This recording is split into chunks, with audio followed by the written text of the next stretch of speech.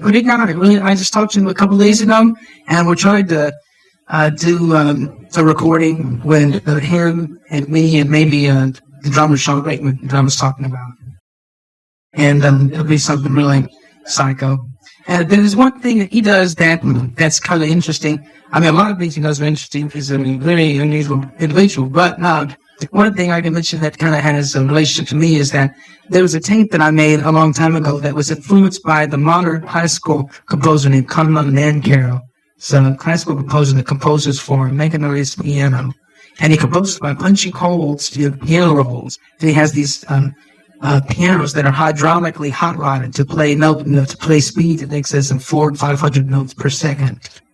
And so he sits it for years and punches holes in these roll mechanisms.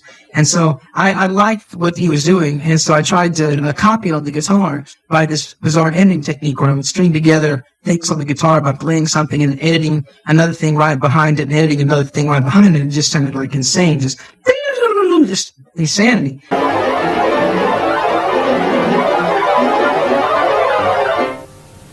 And Buckethead got a bootleg of it some way and had no idea that it was a construction of an editing. He thought I was actually playing it. And so he tried to figure out a way that it could be done by tapping with two hands on the neck, and he got pretty close. It's really, that's the origin of some of the crazy stuff.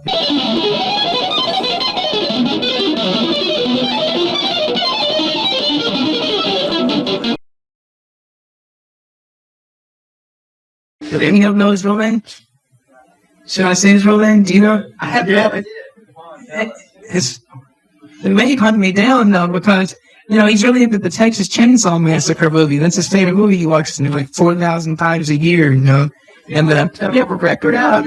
He's done a new record for Sony CBS, and it's called "Welcome to Buckethead Land." I believe that's what it's going to be called. And his lead singer is the actor that played the guy with the metal plate in his hand in Texas Chainsaw Massacre 2. His name is Onions. And I don't know if I should tell you his name because he might send onions after me.